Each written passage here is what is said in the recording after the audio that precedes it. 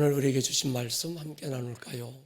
하나님의 강 두 번째 시간입니다. 에스겔서 47장 1절로 12절 치유의 강에 대한 말씀 함께 나누겠습니다. 은혜로 목소리와 함께 읽을게요. 시작. 그가 나를 데리고 성전 문에 이르시니 성전의 앞면이 동쪽을 향하였는데 그 문지방 밑에서 물이 나와 동쪽으로 흐르다가 성전 오른쪽 제단 남쪽으로 흘러내리더라. 그가 또 나를 데리고 북문으로 나가서 바깥길로 꺾여 동쪽을 향한 바깥문에 이르시기로 본즉 물이 그 오른쪽에서 스며 나오더라. 그 사람이 손에 줄을 잡고 동쪽으로 나아가며 천척을 측량한 후에 내게 그 물을 건너게 하시니 물이 발목에 오르더니 다시 천척을 측량하고 내게 물을 건너게 하시니 물이 무릎에 오르고 다시 천척을 측량하고 내게 물을 건너게 하시니 물이 허리에 오르고 다시 천척을 측량하시니 물이 내가 건너지 못할 강이 된지라. 그 물이 가득하여 헤엄칠 만한 물이요 사람이 능히 건너지 못할 강이더라. 그가 내게 이르시되 인자야 내가 이것을 보았느냐 하시고 나를 인도하여 강가로 돌아가게 하시기로 내가 돌아가니 강 좌우편에 나무가 심이 많더라. 그가 내게 이르시되 이 물이 동쪽으로 향하여 흘러 아라바로 내려가서 바다에 이르리니 이 흘러내리는 물로 그 바다의 물이 되살아나리라. 또 이 강가에 어부가 설 것이니 엔게디에서부터 에네글라임까지 그물 치는 곳이 될 것이라.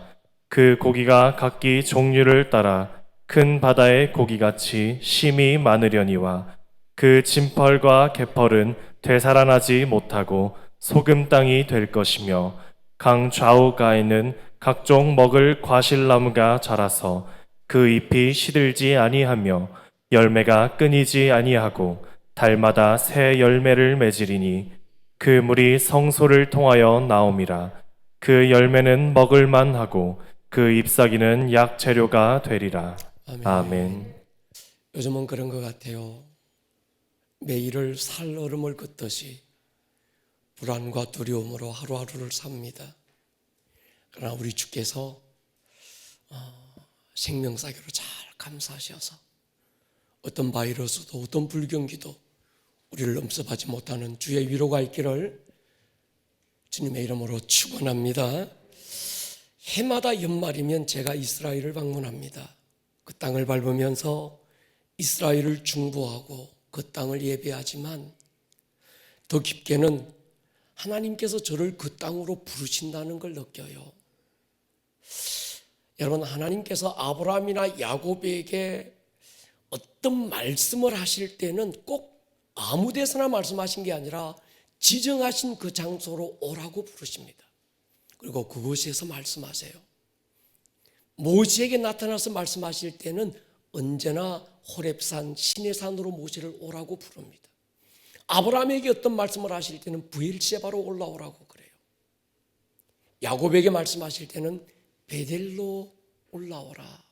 거기서 제단을 쌓고 거기서 하나님은 야곱에게 어떤 말씀을 전하셨던 것을 우리가 볼 수 있습니다. 제가 그 이스라엘 땅을 밟고 중보할 때마다 하나님께서는 내년 다음 연도 우리 교회의 방향과 비전을 제게 말씀해 주셨습니다. 바로 2019년 작년 연말에 제가 이스라엘 땅 하롯셈을 방문했을 때 하나님이 제게 강하게 주신 감동 하나가 예배에 대한 말씀이었습니다. 하나님이 제게 물으셔서요, 이 목사, 내가 이들 기드온과 그 300용사들을 왜 남겼다고 생각하니? 그리고 이들이 한 일은 무엇이라고 생각하니? 그 장소에 가보지 않으면 느낄 수 없는 그런 특별한 감동이 있는 거지요. 성경의 역사적인 현장에서 제가 다시 성경을 펼쳐 들었을 때 기드온과 그 300용사들이 무엇을 했을까 살폈습니다. 그들은 13만 미디안을 대적해서 싸운 것도 아니었습니다.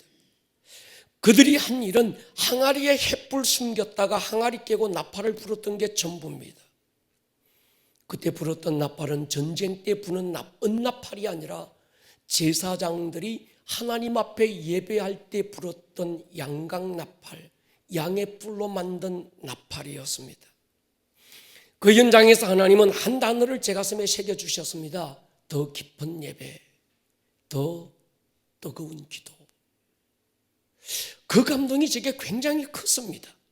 그래서 교회로 돌아와서 바로 선포했던 걸 성도님들이 기억하실 것입니다. 내년도 우리 교회는 더 깊은 예배를 드릴 것입니다. 내년도 우리 교회는 더 뜨거운 기도를 일으킬 것입니다. 불과 몇 달이 지나지 않았지만 하나님께서 그 장소에서 왜 그때 그 감동을 주셨는지 분명하게 알고 있습니다. 올해는 과거 어느 때보다 예배의 위협을 받게 될 것이라는 그 사실을 주님이 아셨기 때문인 거죠. 그리고 특별히 하나님이 남겨둔 우리 교회 안에 하나님이 찾으시는 바로 그 예배자 300명이 우리 교회 안에 있어서 우리 교회를 통해서 다시 이 시대 붕의 불길을 일으키게 될 줄로 믿습니다. 큰 전쟁을 앞두고 하나님은 기드온에게 모여든 용사들 하롯셈으로 데리고 가셔서 물을 먹게 하신 이유가 있었지요. 그 전쟁은 다수가 싸울 전쟁이 아니었습니다. 하나님이 남겨두신 소수의 예배자들, 창조적인 그 소수들, 예배 하나에 목숨 걸고 싸울 예배의 전쟁이었던 거지요. 뜨거운 기도 하나에 목숨 걸고 하나님의 싸움을 싸울 기도의 전쟁이었습니다. 지금은 더 깊은 예배를 갈망하는 예배자들이 일어나야 될 때입니다. 주님은 바로 그 예배자들을 남겨두셨고 하나님이 남겨두신 그루터기 같은 예배의 그루터기들, 예배자들, 하루 샘가의 그 300명의 그 예배자들을 하나님은 찾고 있습니다. 13만의 대적들 앞에서 예배의 나팔을 불 수 있는 그 300용사, 아시는 대로 처음 기드온에게 몰려든 군사는 3만 2천 명이었습니다. 하나님께서 가장 먼저 지시하신 일은 두려워 떠는 자들은 집으로 돌려보내라. 결국 남겨진 자가 10,000명이었습니다.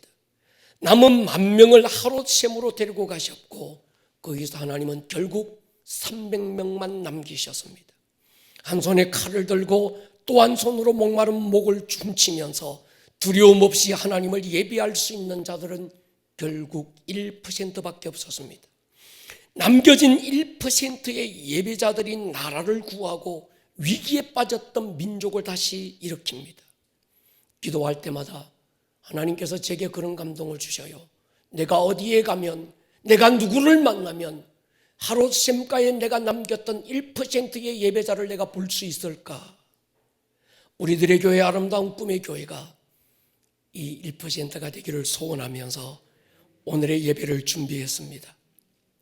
하나님은 성전에서 생수의 강이 흘러나와 광야로 흐를 때 메말랐던 광야가 살아나기 시작합니다. 달마다 과일이 열렸고 그 잎사귀는 만병을 치유하는, 만국을 치유하는, 병든 땅 광야를 치유하고 죽었던 바다를 다시 살리는 치유의 강물이 되기 시작했습니다. 그 물이 죽었던 사해 바다로 흐르니까 죽은 바다에 물고기들이 펄떡거리며 뛰기 시작했습니다. 그 성전은 예배의 자리이기도 했지만 더 깊게는 믿는 성도들 한 사람 한 사람, 우리 예배자들을 말하기도 합니다. 고린도전서 3장 16절에서는 우리가 하나님의 성전이라고 말씀하고 있습니다. 여기서 성전은 하나님의 성전에는 성소와 지성소가 있는데 여기서 너희가 하나님의 성전이라 말할 때 이 성전은 헬라어로 나우스라고 그래서 지성소를 말합니다. 성령님께서 내주하고 계신 성도가 나우스 하나님의 지성소고 하나님을 예배하는 예배자 안에서 이 생수의 강이 흐르고 있습니다. 그러므로 예배자의 입에서는 살리는 언어가 나와야 되고 예배자의 입술에서는 소망의 언어가 나와야 되고 이 절망적이고 어둡고 어려운 이때에도 우리는 소망을 노래해야 될 줄로 믿습니다. 요한복음 4장에서 예수님이 제자들을 데리고 수가라는 작은 마을로 가셔서요, 정상적인 유대인이라면 그 마을 지나가기가 끄리껴서 먼 길 돌아가기도 했습니다. 근데 주님께서 일부러 그 마을로 들어가신 이유가 있었습니다. 그 마을에 비록 이웃들로부터 소외당하고 누구도 알아주지 않고 누구도 그 여인과 함께하기를 끄려했던 한 여인의 목마름을 주님은 아셨기 때문인 거죠. 그래서 그 여인 하나를 만나주기 위해서 먼 길 오셔서 그 마을로 들어가셨던 겁니다. 주님은 왜 여리고로 들어가셨을까? 그 도시에 목마른 한 세리장 삭개오를 만나기 위해서였습니다. 귀신에게 사로잡혀 쇠고랑 차고 있던 한 사람, 귀신의 묶임으로부터 자유케 해주기 위해서 갈릴리의 풍랑을 뚫고 이방인 마을 그라사로 가셨던 주님입니다. 여러분, 우리 주님은 바로 이런 분입니다. 그가 누구든지, 그가 어디에 있든지 주님을 갈망하는 자는 찾아가셔서 그의 목마름을 해결해 주시는 분. 예배는 그렇습니다. 우리가 모여 앉아서 그저 예배하고 찬양하고 기도하고 말씀 듣는 것이 예배가 아니라, 우리가 예배의 자리에 오기도 전에, 누구도 이 예배당 문을 열고 들어오기 전에 주님 먼저 예배 자리에 오셔서 여러분들을 기다리고 계셨고 여러분들을 부르고 계신 줄로 믿습니다. 그러므로 그냥 여러분, 예배는 구경하는 시청이 아닙니다. 비록 인터넷으로 우리가 예배를 하든 이 예배 현장에 앉았던 기대하는 마음, 갈망하는 마음을 가지고 찬양하고 예배 가운데 주님과의 만남을 일으킬 수 있기를 주의 이름으로 축원합니다. 요한복음 4장에서 수가성의 한 여인이 그 찾았던 그 물은 야곱의 우물인데 프레아르라고 그래가지고 이건 헬라어로 갇혀있는 물, 고여있는 물을 말합니다. 그런데 예수님께서 그 여인에게 내가 네게 물을 줄 것인데 이 물은 영원히 목마르지 않게 하실 것이라고 할 때 그 물은 폐게라는 단어를 쓰셨는데 고여있는 물이 아니라 솟아나는 물, 흐르는 물을 말씀하고 계신 것이죠. 에스겔이 본 환상으로 우리가 한번 본문으로 돌아가 보십시다. 에스겔이 환상을 보게 되는데 하나님의 성전 문지방 아래서 물이 흘러나오고 있는 걸 보게 됩니다. 처음에는 이 물이 작은 시냇물처럼 흐르더니 점점 깊어져서 나중에는 헤엄치지 않고서는 건널 수 없는 깊은 강이 되어 흐르고 있습니다. 여러분, 고여있는 물이라면 더 깊어질 리 없겠지만 솟아나는 물이라면 점점 깊어져야 맞는 거지요. 성경은 우리에게 한꺼번에 이 물이 확 찼다라고 말씀하지 아니하시고 발목에서 무릎으로, 무릎에서 허리로, 허리에서 가슴으로 점점 차올랐다는 것에 우리는 주의를 보아야 합니다. 영적인 깊이를 말씀하고 있는데 영적 깊이는 하루아침에 이루어지는 게 아닙니다. 과정이 필요하고 질서가 필요한 거지요. 여러분, 거듭난다고 할 때 거듭남은 한순간 일회적인 사건입니다. 그러나 영적 성숙은, 영적 성장은 한꺼번에 이루어지는 것이 아니고 과정과 질서를 통해서 성장합니다. 그런데 사람들이 대개 이 사실을 오해합니다. 은사를 경험하는 일, 그런 영적 환경이 주어지면 일회적인 경험만으로도 얼마든지 은사 받을 수 있고 신비한 환상을 우리가 경험할 수 있습니다. 우리 교회만 하더라도 그렇습니다. 아름다운 동행에 하나님을 전혀 모르던 분들이 아름다운 동행에 참여하면 6주가 되면 그분들은 성령의 은사를 경험하고 하나님 앞에 거듭나는 그 경험들을 하게 되는 것이요. 그렇다고 이분이 영적으로 성숙한 분은 아닐 수 있다는 거예요. 어떤 분이 환상을 보고 어떤 분이 영적인 놀라운 어떤 체험을 했다고 그래서 그 체험이 그 사람의 영적 깊이를 가늠할 수 있는 건 아니라는 거지요. 그 모델이 고린도 교회입니다. 고린도 교회가 고린도전서 1장에 보면 온갖 1장 7절에 보면 모든 은사를 다 받았다고 기록하고 있습니다. 고린도 교회는 당대 최고의 영적 서성 바울을 두고 있었고 게바를 두고 있었고 아볼로를 두고 있으면서 나는 바울에게 속한 바울파다, 나는 게바파다. 그들은 당대 최고의 영적 서성을 두고 제자훈련도 받고 사역훈련도 받았습니다. 근데 바울은 그들에게 고린도전서 13장에서 너희가 말하는 것이 어린아이와 같고 깨닫는 것이 어린아이와 같고 생각하는 것이 영적 어린아이 수준이라고 단정지었습니다. 다시 말씀드리면 내가 어떤 영적 소송을 두고 있느냐가 내 영적 성숙의 깊이가 아니고 내가 어떤 은사를 받았다고 하는 것이 영적 성숙의 가늠자가 아니라는 것이죠. 영적 성숙의 깊이는 그 사람의 생각하는 것, 깨닫는 것, 말하는 것을 통해서 우리가 분별할 수 있으면 좋습니다. 그러니까 여러분, 신앙은 계속 자라가야 된다는 거죠. 물이 점점 깊어졌다는 건 우리의 신앙은 점점 깊어지고 자라가야 된다는 겁니다. 발목에서 무릎으로, 허리로 해서 가슴으로 깊어지는 물은 우리의 영적 상태, 영적 수준을 표현하고 있다고 말합니다. 성전 문지방에서 솟아난 물이 발목을 처음에 적셨습니다. 두려움에 물에 뛰어들지 못하고 강가에서 물장구 치고 놀고 있는 영적 유아들을 말하는 것이요. 예수님을 믿고는 있는데 아직 영적 세계에 대한 경험이 없습니다. 성경을 읽어본 적도 없고 진리에 대한 갈망도 없습니다. 예수님을 믿고는 있지만 아직은 세상이 훨씬 더 좋습니다.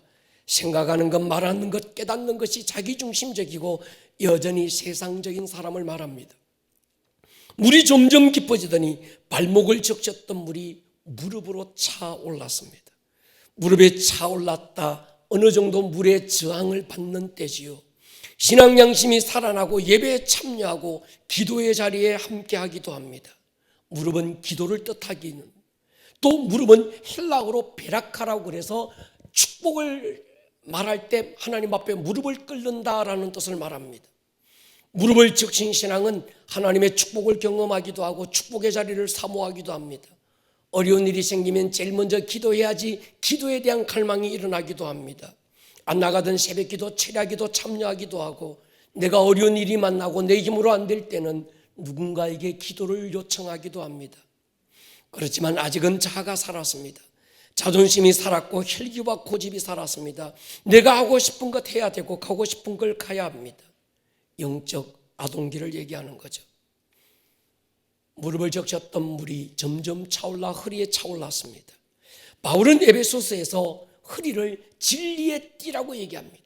허리에 진리의 띠를 띠라. 의의 말씀인 진리를 경험하는 수준. 왜 성경을 읽어야 되는지를 압니다. 왜 목사님이, 왜 우리 목자가 하루에 10장씩 성경 읽자고 그렇게 얘기했는지를 알아요. 전에는 마지못해서 읽었는데 이제는 스스로가 진리를 펼쳐들고 하나님의 말씀을 하루에 10장씩 읽어내고 읽었던 말씀이 자기에게 감동이 되고 묵상으로 기록하여 남기게 되고 또 삶 속에 그 말씀을 적용해 나가는 단계가 됐습니다. 또 허리는 생산의 능력을 말합니다. 성경은 우리에게 겸손으로 허리를 동이라, 헌신을 말하는 거죠. 사명의 자리에 뛰어들기도 하고 겸손히 낮아져서 다른 사람을 섬길 줄 아는 신앙, 허리신앙입니다. 물은 점점 깊어집니다. 더 깊어지더니 가슴을 뛰어넘습니다. 메말랐던 가슴이 은혜에 적셔지고 나니까 그 마음 안에 주님의 마음이 느껴집니다. 주님의 아픔이 느껴져서 기도하다가 울기도 합니다. 예배드리고 찬양하다가 기뻐서 춤을 추기도 합니다. 무엇 때문에 이렇게 기쁜지, 무엇 때문에 이렇게 감사한지, 환경을 돌아볼 때 감사할 이유가 없고 기뻐할 이유가 아무것도 없음에도 뭔지 모르는 기쁨이 그 가슴 속에 차고 넘치게 되는 거지요.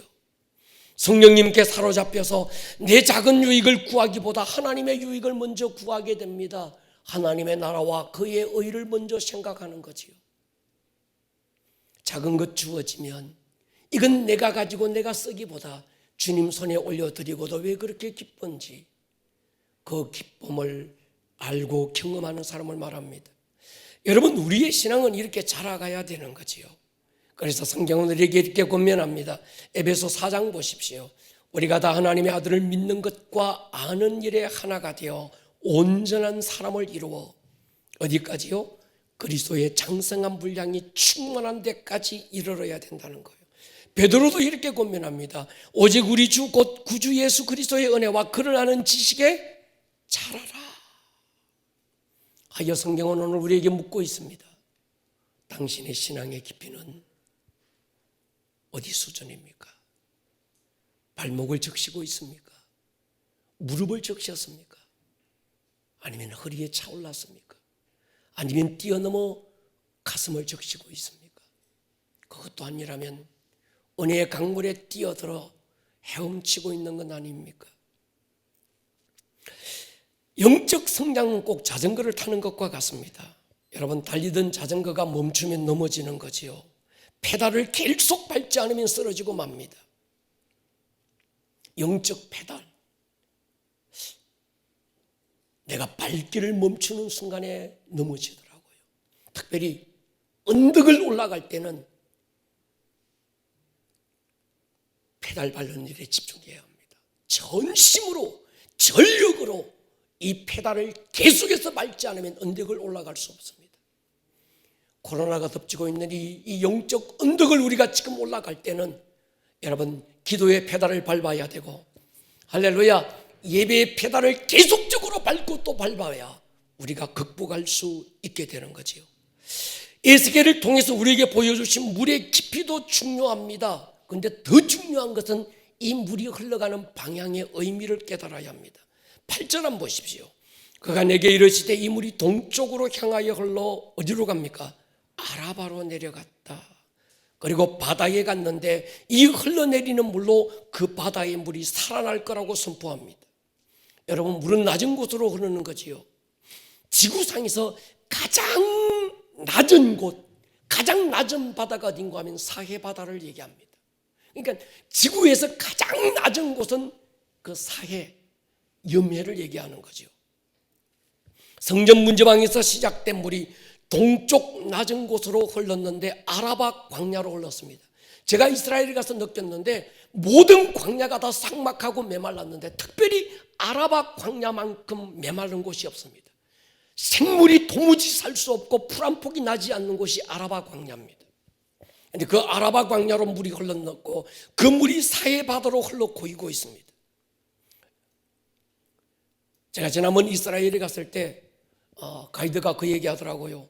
사해 바다가 점점 줄어들고 있대요. 점점 줄어드니까 염도가 더 올라가고 도무지 살 수 없는 바다가 지금 사해 바다가 됐답니다. 그러니까 전에는 가서 조금 누우면 몸에 힘을 빼야 붕 떴는데 지금 들어가도 저절로 뜹니다. 염도가 올라간 거예요. 그래서 궁여지책으로 이 사해에 대해서 고민했던 이스라엘 사람들은 이집트에 있는 홍해 바다에 송수관을 연결해서 홍해 바다의 물을 지금 사해로 끌어들이고 있더라고요. 제가 이스라엘 그 사해 바다에 가서 참 많은 묵상을 해봤습니다. 근데 한 가지를 발견했어요. 사해 바다에 어느 바다와 다른 어느 바다에서 찾을 수 없는 세 가지가 있더라고요. 안 보이는 세 가지. 뭐가 없을까요? 물고기가 없어요. 물고기가 없으니까 또 뭐가 없겠습니까? 물고기 잡는 배가 없었습니다. 물고기가 없으니까 또 뭐가 하나 없겠습니까? 갈매기가 없더만요. 인천 앞바다에 있는 이 갈매기가 사해 바다에서는 없더라고요. 하나님의 성전 문제방에서 흘러나온 이 물 메마른 광야를 거쳐서 죽음의 바다 사해까지 흘러가고 있습니다. 하나님의 강이 아라바 메마른 광야를 들어가니 그 땅이 치유되고 살아나기 시작했습니다. 하나님의 강물은 치유하는 강인 줄로 믿습니다. 하나님의 강은 사해바다, 죽음의 바다를 살리는 강입니다. 하나님의 강은 다시 일으키는 부흥의 강물입니다. 그러므로 복음의 강물은 세상 더 낮은 곳으로 흘러야 합니다. 예수님의 지상 명령에 따라 땅끝 가장 낮은 곳이 어디일까? 수평적으로는 시작된 원의 시작과 끝이 같은 지점이라면 복음이 예루살렘으로부터 시작해서 또 세계를 한 바퀴 돌아서 도착하는 곳, 시작된 그곳이 땅의 끝이라면 수평적으로는 땅의 끝이 예루살렘일 것입니다. 그러나 수직적으로 또 하나의 땅끝은 우리의 다음 세대가 아닐까 생각해 봤습니다. 수평적인 선교도 중요합니다. 네, 여러분, 더 중요한 건 수직적인 선교입니다. 자녀 세대로 복음의 정수가 이루어지지 않으면 수평적 선교가 큰 의미가 없는 거지요. 제가 특히와 그리스를 오가면서 느낀 게 있습니다. 바울이 복음의 열심 가지고 아시아를 넘어 빌립보, 처음 유럽의 관문을 거쳐서 복음이 유럽으로 또 로마까지 들어갑니다. 때로는 감옥에 갇히기도 하고 파선을 당해서 죽을 위기를 만나기도 하고 동족과 이방인의 위협을 견디고 이기면서 그렇게 바울을 통해서 전해졌던 복음이 굉장한 붕의 역사를 이루었습니다. 그런데 그 복음이 수직적 자녀 세대로 흐르지 못했습니다. 여러분, 우리가 고린도전후서를 읽고 은혜 받고 있어요. 우리가 에베소서라는 성경을 읽고 은혜 받고 있습니다. 빌립보, 데살로니가, 갈라디아, 많은 바울이 썼던 그 지역의 이름을 따서 만든 그때 그 교회들에게 보냈던 그 서신서를 읽고 우리가 오늘 은혜 받고 있습니다. 근데 많은 그리스도인들이 지금 고린도에 교회가 있을까 없을까 고민 안 합니다. 여러분, 지금 고린도에 가보면 교회가 있을까요 없을까요? 지금 에베소에 가면 교회가 있을까요 없을까요? 여러분, 빌립보에 가서 교회를 한번 찾아보십시오. 당대 복음의 엄청난 부흥의 불길 앞에서 에베소가 살아나고 고린도가 엄청 부흥이 일어나고, 특히 에베소 같은 데는 두란노 서원이 세워지면서 막 엄청나게 많은 사람들이 그 자기들이 어떤 그 이방신을 섬기던 우상을 섬기던 책들을 가지고 와서 불태웠던 게 산을 이루었잖아요. 놀라운 역사와 함께 복음이 전파됐던 그 땅에 지금 교회가 있을까? 제가 두 눈 부릅뜨고 열심히 찾았지만 어디에도 교회는 찾아볼 수 없었습니다. 어디에도 십자가를 찾아볼 수 없었고 어디에도 그리스도인을 만나볼 기회가 없었습니다. 왜 그렇게 됐을까? 수직적 복음의 전수가 되지 않은 거예요. 수평적으로 내가 받은 그 복음 이웃에게 더 멀리 더 먼 곳으로는 전했는데 그들의 다음 세대에 복음이 흘러가지 않았을 때 그 복음은 결코 의미가 없었다는 것이죠. 여호수아를 봐도 마찬가지입니다. 여호수아가 31의 가나안 족속을 그 땅에서 몰아내고 약속의 땅을 정복하잖아요. 그런데 여러분, 우리가 여호수아서를 읽어보지만 읽을 때 얼마나 우리의 마음을 흥분하게 만듭니까? 제사장들을 앞서 세워서 이 하나님의 법궤가 언약궤가 요단강물에 들을 순간에 요단강이 갈라지는 그 놀라운 역사, 여리고성을 돌고 돌 때 손 하나 까딱하지 않은데도 여리고성이 무너지는 그 역사, 놀랍고 때로는 하늘에 막 이거 태양을 묶어두기도 하고 중천에 떠오르는 달을 묶어두기도 하고 놀라운 전무후무했던 역사들이 여호수아서에 기록되고 있는데, 그 여호수아가 수평적 복음 전도는 잘했는데 그 다음 세대에 복음을 전수하지 못했을 때 곧바로 영적 사사 시대를 맞으면서 엄청난 기근의 때를 우리에게 보여주지 않습니까? 그리고 그가 정복했던 가나안 땅은 큰 의미 없이 이방인들에게도 100년을 넘기지 못하고 넘겨줘 버리잖아요. 여러분, 18세기에 일어났던 엄청난 부흥을 우리는 잘 알고 있습니다. 영국 웨일즈에서, 미국 아주사 거리에서, 인도에서, 한국의 평양에서 일어났던 부흥, 그 부흥을 경험했던 세대들은 전 세계로 흩어져서 복음을 전하는 선교사로 뛰어나가기 시작했습니다. 그 결과로 이름조차 없던 조선 땅에도 복음 들고 선교사님들이 뛰어들어오셔서 이 땅에서 장렬하게 피를 뿌리셨고 그 순교의 터 위에 오늘 우리들의 교회가 세워져 있는 거 아닙니까? 그 결과로 한국은 세계 역사에서 찾기 어려운 폭발적인 부흥을 경험했고 그 부흥은 경제적인 기적을 이루었습니다. 근데 그때 부흥을 경험했던 세대들 역시 땅끝까지 복음 들고 뛰어나가는 선교사적인 사명을 다했습니다. 결국 한국은 선교 강국이라는 명예를 얻었습니다. 여러분, 지금 영국의 웨일즈를 가보십시오. 미국의 아주사 거리를 돌아다녀 보십시오. 수백 년을 자랑하던 교회당 건물이 얼마나 웅장한지 압니까? 얼마나 기가 막히고 얼마나 멋있는지 압니까? 근데 그 예배당 안에 예배자는 단 한 사람도 없고 깃발 든 관광객들만 남아 있습니다. 그렇게 멀리 갈 필요가 뭐 있을까요? 우리가 살고 있는 한국은 어떻습니까? 선교 강국, 한국의 다음 세대는 선교 대상 국가로 전락되고 있습니다.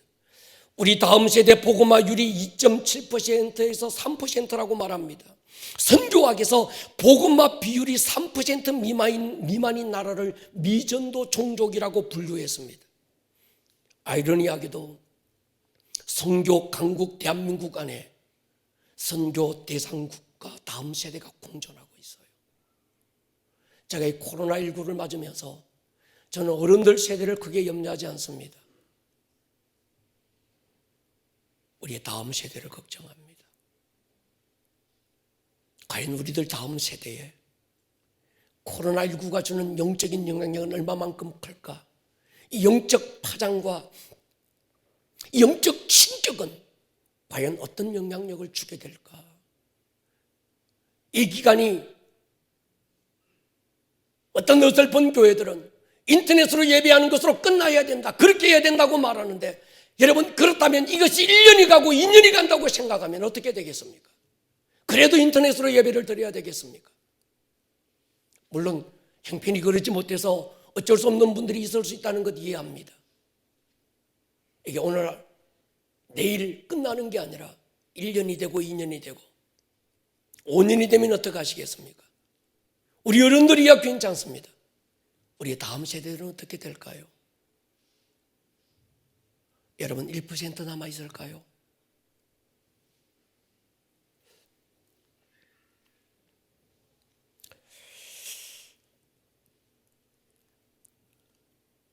성전 문지방에서 흘러나온 강물은 우리들의 다음 세대로 흘러가서 죽어가는 자녀들 세대를 살리는 강물이 되어야 될 줄로 믿습니다. 많은 분들이 제게 그래요. 이 목사님, 학교는 뭐 하려고 합니까? 교회 하나 하기도 벅찬데 교회 하나 하는 것보다 10배나 더 힘든 학교를 왜 그렇게 하려고 합니까? 제가 그랬어요. 그러면 우리 다음 세대를 살리는 다른 대안은 뭡니까? N번방을 한번 보십시오. 오늘 우리들 다음 세대의 현실이 이것이고, 그건 가장 지극히 작은 한 부분이고, 알지 못하는 빙산의 일각 그 아래에 깔려있는 엄청난 어떤 것들이 우리의 다음 세대를 덮어가고 있는 이때, 어떻게 해야 우리의 다음 세대를 지켜가고 어떻게 해야 우리의 다음 세대를 살려갈 수 있을까요? 다른 대안을 내게 좀 줘보십시오. 그렇다면 나는 학교를 포기하고 그 일을 하겠습니다. 근데 어디에도 대안이 없습니다. 누구도 대안을 제시하는 사람이 없습니다. 그래서 저는 원안으로 돌아가자. 원안은 성경으로 돌아가는 것이고, 할렐루야, 하나님의 말씀으로 이 아이들을 철저하게 양육해서 정말 1% 미만, 어쩌면 0.1%, 하루 샘가에 하나님이 남겨두셨던 그 1%, 그들밖에 남지 않았을 때 이들이 요셉이 돼서 7년 기근의 때, 흉년의 때를 살리는 요셉이 되리라 저는 꿈을 꾸고 있는 겁니다. 할렐루야. 다행히 성경은 곳곳에 메마른 광야가 어떻게 살아날 것을 예언하고 있습니다. 35장, 이사야 35장 보십시오. 이 말씀이 저를 크게 위로했습니다. 광야와 메마른 땅이 기뻐한다. 사막이 백합과 같이 피어 즐거워한다. 무성하게 피어 기쁜 노래로 즐거워하고 레바논의 영광과 갈멜과 샤론의 아름다움을 얻을 것이라. 그것들이 여호와의 영광 곧 우리 하나님의 아름다움을 보리로다. 너희는 약한 손을 강하게 하며 떨리는 무릎을 굳게 하며 겁내는 자들에게 이르기를 굳세어라, 두려워하지 말라. 보라, 너희 하나님이 오사 보복하시며 갚아주실 것이라. 하나님이 오사 너희를 구하시리라 하라.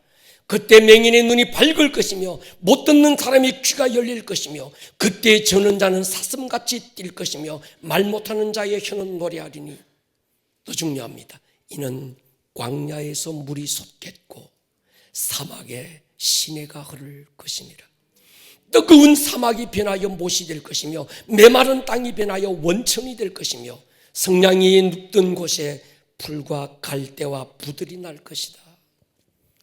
이런 메마른 기근의 때에도 우리 교회 성전 문지방에서 흘러나왔던 이 물이 아라바 광야를 살리고, 할렐루야, 사막의 강을 내고 죽은 바다를 살리고 우리의 다음 세대를 일으키는 치료하는 생수의 강이 될 줄로 믿습니다. 이사야 41장 보십시오. 가련하고 가난한 자가 물을 구하되 물이 없어서 갈증으로 그들의 혀가 마를 때 나 여호와가 그들에게 응답하겠고 나 이스라엘의 하나님이 그들을 버리지 아니할 것이라.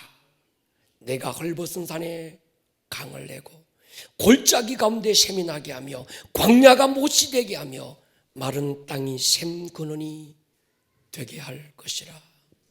이 한 말씀이 깊은 절망 가운데 있는 에스겔에게 또는 이사야 선지자에게 희망을 준 것처럼 절망하고 있는 제 가슴에도 하나님이 꿈을 주셨습니다.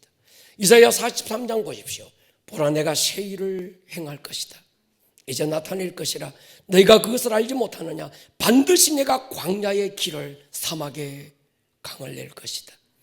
장자 들짐승 곧 성냥이와 타조도 나를 존경할 것은 내가 광야의 물을 사막의 강들을 내어 내 백성 내가 택한 자에게 마시게 할 것이라.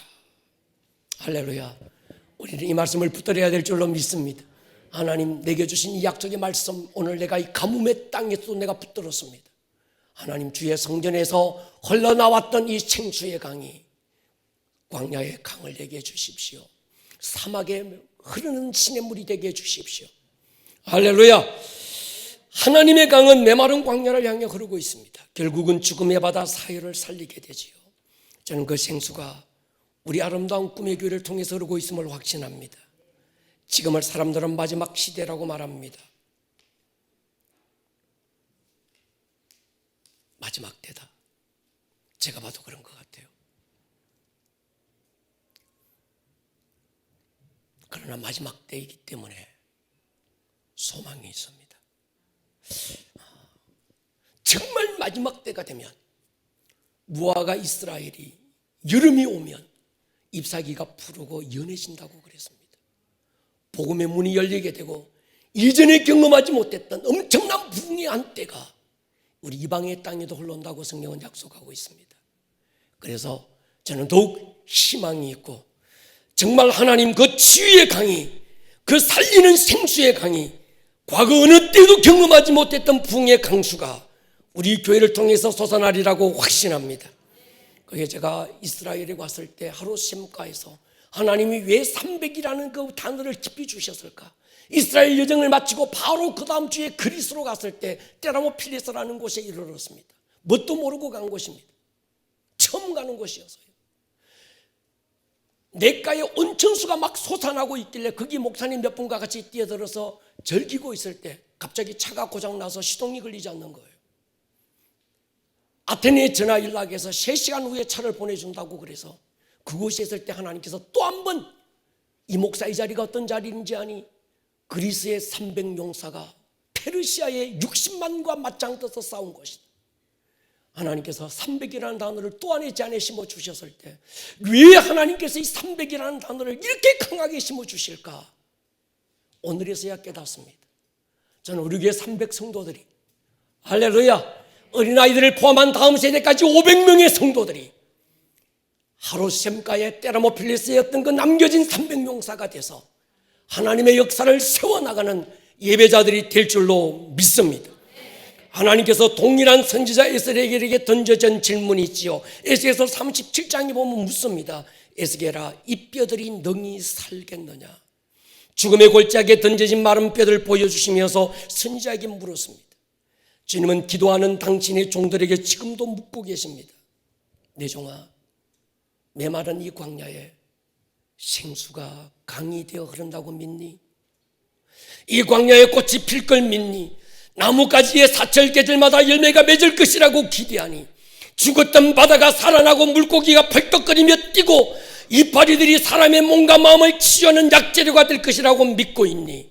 수많은 영혼들이 죽게 돌아오는 마지막 때 부흥의 한때를 기대하고 있니? 물으실 때 저는 그렇게 대답합니다. 주님이 하실 것입니다. 할렐루야. 주님이 이루실 것입니다. 저는 주님의 계절을 믿는 목사입니다. 주님은 어느 한 절만 과일을 맺는다고 말씀하신 게 아니라 달마다 열매를 맺는 때가 있다고 그랬습니다. 인간의 계절이 아니라 주님의 시즌을 기다리는 거죠. 하나님의 강은 불어나야 되고 하나님의 강은 흐르기를 멈추면 안 됩니다. 하나님의 강은 고여있는 물이 되면 안 되는 거지요. 불어나야 되고 또 불어난 물이 흘러가야 합니다. 교회 안에서는 불어나야 되고, 동의하십니까? 불어난 물이 세상을 향해서 흐르는 강물이 되어야 될 줄로 믿습니다. 마지막에는 죽음의 사해 바다까지 흘러가야 되는 거지요. 이제 우리가 이 시대의 에스겔이 돼서 생기를 대어내야 될 때입니다. 마른 뼈들에게 생기를 선포해야 됩니다. 이들이 마하나임 하나님의 군대가 되어 일어나는 것을 상상해야 합니다. 이 점에 우리는 한번 스스로에게 질문을 던져야 합니다. 나의 강은 어느 수준에 있는가? 여러분의 강물은 성전 문지방에서 흘러나왔던 물이 여러분들에게는 어느 수준에서 적셔지고 있습니까? 발목을 적시고 있습니까? 무릎을 적시고 있습니까? 아니면 허리를 적시고 있습니까? 아니면 가슴이 적셔졌습니까? 우리 교회에 물어야 합니다. 흘러갔던 이 강물이 아름다운 꿈의 교회 문지방에서 이 물이 흐르고 있는가? 이 강물이 가뭄의 때 시냇물처럼 힘없이 쫄쫄쫄 흐르고 있는 강물은 아닌가? 예배 때마다 하나님의 강물이 흘러나와 메마른 가슴들이 그 은혜에 적셔지고 찬양하다가 말씀 듣다가 그 강물 점점 불어나서 치유의 역사가 경험되고 찬양하다가 말씀 듣다가 점점 불어난 그 강물에 하나님의 임재 앞에서 눈물을 흘리며 두 손 들고 찬양하고 있는 겁니다. 그 물은 점점 불어나서 찾아온 성도들의 삶의 현장으로 흘러가고 세상과 열방을 향해서 흐르고 있는가? 만약 아니라면 어떻게 하면 좋겠습니까? 성전 문지방에서 흘러나온 물이 겨우 여러분들의 발목만 적시고 있는 예배라면 어떻게 하시겠습니까? 뛰어들지 못하고 무릎에 그냥 적시고 있는 강물이라면 어떻게 하시겠습니까? 허리의 수준에 머물러 있다면 또 어떻게 할까요? 우리 교회가 그저 우리 교회 안에서만 그저 퐁당거리고 이렇게 하고 물장구 치고 놀고 있다면 어떻게 될까요? 하나님의 거룩한 시즌 앞에서 하나님의 한때를 바라보고 있는 우리는 이제 이 물이 이스라엘로 흘러가고, 동의하십니까? 우리의 다음 세대로 거침없이 흐르는 쓰나미가 되어야 됩니다. 여러분, 제가 그런 생각을 해봤습니다. 교회에서 이 강이 흐르지 않는다면 이 강은 어디에서 흐를까요? 예배하는 예배의 현장에서 이 강물이 솟아나지 않는다면 어디에 가서 이 목마름을 해결할까요? 교회가 연약한 게 사실입니다. 그러나 저는 교회가 희망이라고 믿는 목사입니다. 우리의 예배가 아직은 부족합니다. 그러나 예배가 유일한 희망이라고 저는 믿습니다. 우리의 다음 세대들이 목말라 하고 있습니다. 그러나 우리 교회에 남겨진 우리의 다음 세대의 자녀 세대들이 이 시대의 희망이라고 저는 믿고 있습니다. 세상이 예배를 공격하는 이유가 뭘까요? 세상이 교회를 반대하는 이유가 뭘까요? 단순히 교회가 싫다 나쁘다는 걸 뛰어넘어 영적인 세계에서 한번 진단해 볼 필요가 있습니다. 교회의 존재는 인정하되 예배는 드리지 마라. 왜 그럴까요? 교회라는 건물은 인정하는데 그 교회 예배 현장에서 생수가 솟아나는 걸 두려워하지 않을까요? 그래서 하나님의 강물이 흐르는 건 막아서지 않을까요? 흐르는 물이 아니라 고여있는 물이 돼서 어느 순간에 그냥 둬도 썩어버릴 그런 물로 막아두고 있는 건 아닐까요? 이런 때 하나님은 하루셈에서 두려움 없이 하나님의 싸움을 싸울 기도원과 그의 용사들을 찾고 있습니다. 하나님의 싸움에서 기꺼이 대가를 지불할 수 있는 사람, 메마른 뼈들을 향해서 하늘의 생기를 떼어나는 사람, 한 손으로 성 무너진 데를 가로막고 또 한 손으로 하나님의 진노의 손을 가로막으면서 이 땅 이 백성을 긍휼히 달라 매달릴 수 있는 중보의 한 사람, 예배 때마다 제단 아래서 성령의 생수가 흘러나와 발목을 적시고 무릎을 적시고 허리를 적시고 가슴을 적셔서 세상을 향해 흘러가는 강물을 일으키는 그런 교회, 메마르고 죽은 바다 사이로 흘러갈 수 있는 그 한 교회가 이 시대에 필요하다면 하나님은 작년 하루셈에서 바로 우리들 아름다운 꿈의 교회가 되기를 기대하셨던 건 아닐까요?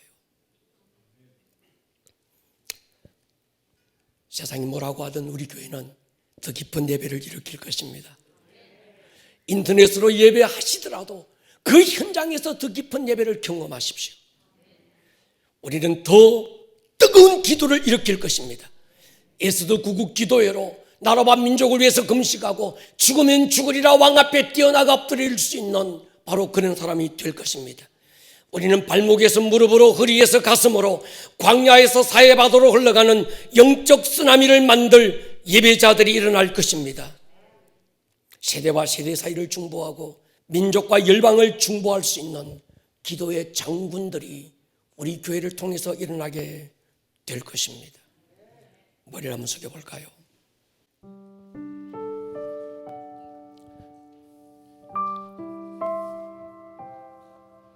사랑하는 여러분 지금 어디에 서 있습니까? 우리의 예배는 지금 어느 수준입니까? 혹시 오늘 이 드렸던 이 예배가 그저 물장구 치고 놀 발목만 적신 예배는 아니었습니까? 무릎을 적신 예배였습니까? 허리를 적신 예배였습니까? 헤엄치고 그네 강가에서 기뻐하고 주를 즐거워하는 그런 예배입니까? 아라바 광야로 죽었던 바다 사이로 흘러가는 강물입니까? 우리의 다음 세대로 이 강물이 흘러가고 부모의 사명이, 엄마 아버지의 비전이, 주를 향한 열정이 흘러가고 있습니까? 주보자로부터 물이 흘러서 닦는 곳마다 하나님 새로워지는 역사가 있게 해주십시오. 골짜기를 지나 들판으로 흘러넘치게 해주십시오.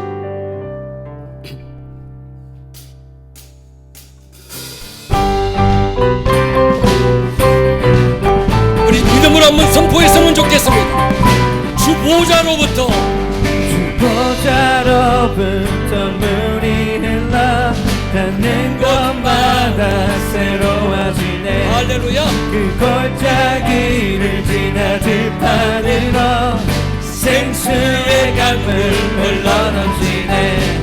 주님의 강이 우릴 즐겁게 해. 주님의 강이 춤추게 해. 주님의 강이 우릴 새롭게 해.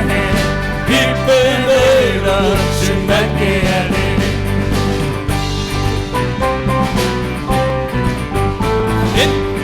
주님의 강이 주님의 강이 충만케 되네. 닿는 자마다 지옥게 되네. 강가에 있는 병든 자들 갈급하며 돌아오니까 주님의 강이 우릴 즐겁게 해. 주님의 강이 춤추게 해. 주님의 강이 우릴 새롭게 해. 기쁨으로 충만케 하네. 아멘. 자리 둘이 한번 일어섭니다. 박수 치면서 주님의 산에 올라가리. 주 계신 보좌 찾으러 그 강변에 우리 달려가서 춤을 추며 주를 찬양하리. 주님의 강이 우리 즐겁게 해. 주님의 강이 춤추게 해. 주님의 강이 우릴 새롭게 해. 다시 한번 고백합니다. 주님의 산에 올라가리. 주 계신 보좌 찾으러 그 강변에 우리 달려가서 춤을 추며 주를 찬양하리. 주님의 강이 우릴 즐겁게 해. 주님의 강이 춤추게 해.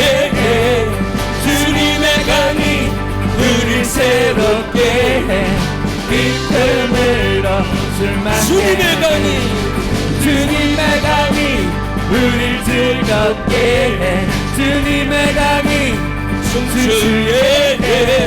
주님의 강이 우릴 새롭게 해. 기쁨으로 충만케 하네. 기쁨으로 충만케 하네. 할렐루야. 마지막으로 우리 한번 통성으로 한번 기도하고 마치려고 합니다. 하나님, 메마른 아라바 광야를 치유하고 그 땅을 다시 살리는 길은 예배의 현장 하나님의 성전 문지방에서 흘러나온 물이 먼저는 차고 올라 성도들의 가슴을 적셔야 되고 그 물이 세상으로 흘러갈 때 죽었던 이 땅이 살아나고 병든 이 땅이 치유될 줄로 믿습니다. 주여, 오늘 예배의 강물에서 주를 기뻐하고 즐거워했던 우리가 세상을 살리는 자 되게 해주시고 주의 영광을 선포케 하여 주십시오. 이 땅에 생기를 대언하는 하나님의 대언자들이, 왕의 권위를 가진 왕으로 부름받은 하나님의 선포자들이 우리 가운데 일어나게 하여 주셔서 이 땅을 살리는 근원이 되게 하여 주옵소서. 우리의 다음 세대가 살아나게 하여 주십시오. 우리 시간 두주먹 불 던지고 주여 한번 부르고 통성으로 기도합니다. 주여, 주여.